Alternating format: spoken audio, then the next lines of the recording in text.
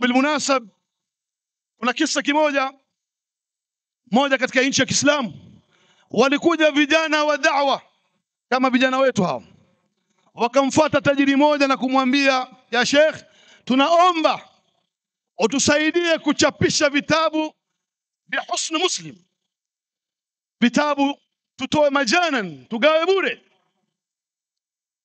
Tajiri akakubali, akasema naam, nitatoa. Kiasi gani ya mablagha? Wakamwambia kadha. Akawaambia, nitawapatia nusu, mkishatoa toleo la kwanza au publication ya kwanza nileteeni niangalie, kisha niwamalizie nusu iliyobaki. Wale vijana masakini wakaenda kwa kuchapisha vile vitabu.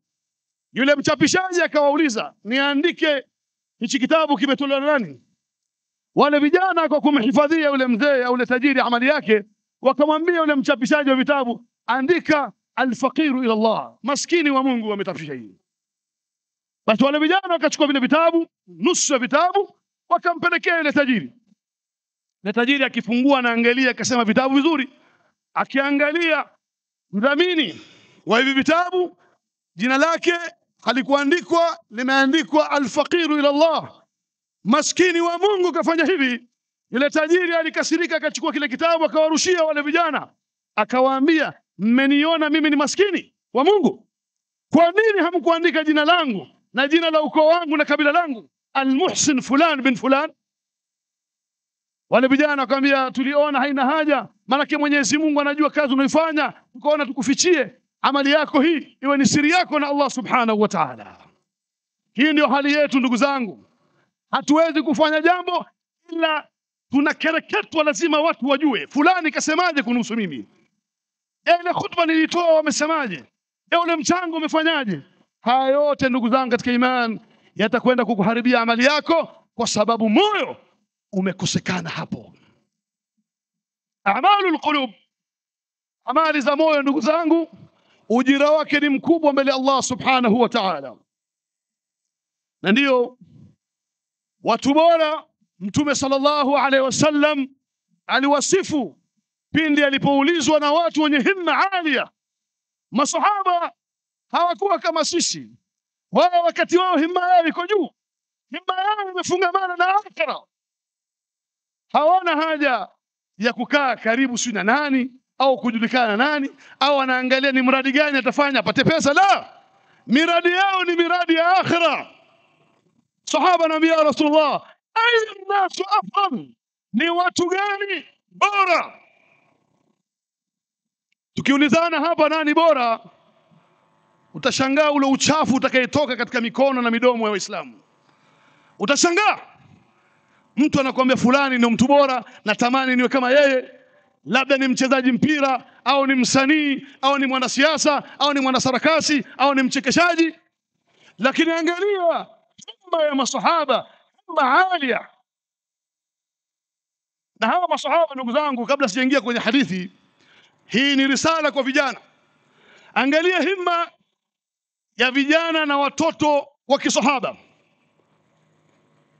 Sahaba mmoja, kijana mdogo, anamwambia, alikuwa kazi yake ni kumchotea Mtume sallallahu maji ya udhu, na wakati mwingine akimwekea sitr Mtume akitaka kukidhi haja yake.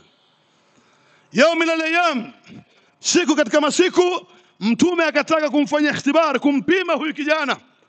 Akamwambia yule sahaba, salni, unataka nini nikuombee kwa Mwenyezi Mungu subhanahu wa ta'ala? Kijana miaka 12 au 13. Sikia kijana wa kisahaba anamwambia nini Mtume sallallahu alaihi wasallam. Mtume anamwambia, unataka nikuombee nini kwa Mwenyezi Mungu? Unadhania aliomba farasi au ngamia? Na kama ni katika asili yetu hii, labda angeomba PlayStation au jezi ya mpira. La wallah, anamwambia Mtume sallallahu alaihi wasallam, as'aluka murafaqatuka fil janna, nataka niwe rafiki yako katika janna. Ndio Uislamu. Hawa waliweza kufuzu, tarikh ikaandikwa na kwa sababu ya watu kama hawa ambao himma yao ilikuwa ni alia, himma yao ni akhira. Lakini sisi himma yetu ni dunia.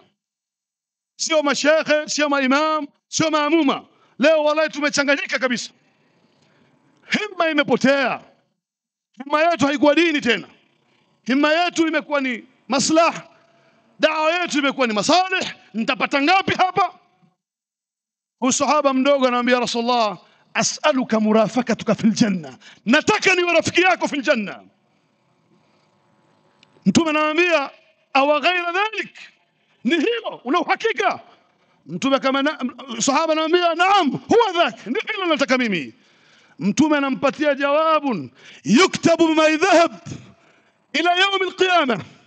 Mtume anamwambia a'inni ala nafsika biqathrati sujud, kijana wewe isaidie nafsi yako kwa kukithirisha sana kuswali sunna ya dhuha, kablia na baadia, witri wama ashba dhalik. Hiyo ndio himma masahaba waliokuwa nao. Lakini sisi ndugu zangu katika imani, inasikitisha sana hali yetu. Himma yetu imekwisha kabisa. Tumeng'ang'ania dunia kana kwamba tutaishi milele hapa. Ndugu yangu na dada yangu, utakuja kuwa historia kama alivyosema Saidna Umar, kila yawmin nasma'u bimauti fulan fala budda min yawmin tasma'una bimauti Umar. Kila siku nasikia fulani amekufa, lakini iko siku mtakuja kusikia na Umar kafariki dunia. Sisi tukisikia fulani amefariki tunaanza kujipima. Aliyekufa alikuwa mzee, aliyekufa alikuwa mgonjwa, alikufa amegongwa na gari, ameanguka ndege, unajipima kama wewe uko salama. Umesahau kwamba al-maut yati baghtatan wal qabru sanduqul amal.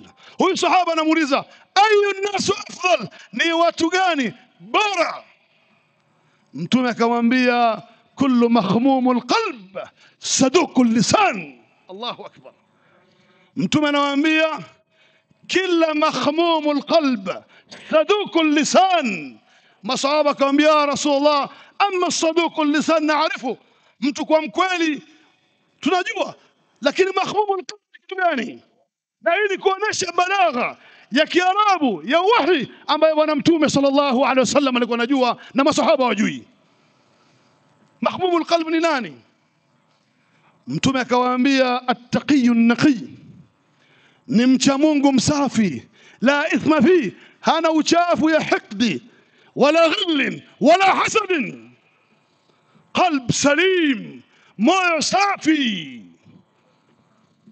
Huyo ndo mtu bora mbele Allah subhanahu wa ta'ala. Qalbi yake safi, hana hasad dhidi ya Waislamu, ana kinai inachopewa na Allah subhanahu wa ta'ala, ana kisasi, hana nyongo, hana mafundo, hana kwa nini. Kisema kwa lugha ya Kimombo, maana kuna wamombo wengi hapa. Why me? Kwa nini mimi? Ndugu zangu katika imani, ukiwa wewe unayo kwa nini why me, wewe si katika watu bora.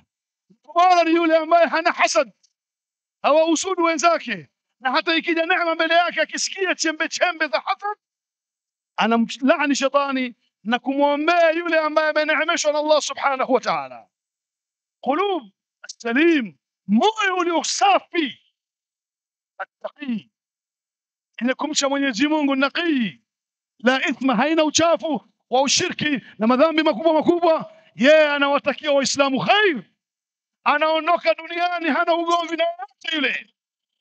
Leo Mwenyezi Mungu akiweza kutufungulia vifua vyetu hapa, si mashekhe wala nyinyi wasikilizaji, tutakimbiana hapa kwa zile chuki zilizojaa na crocodile smile, watu kuchekeana uongo, lakini nyoyo zao zimejaa hasad na chuki ndani yake.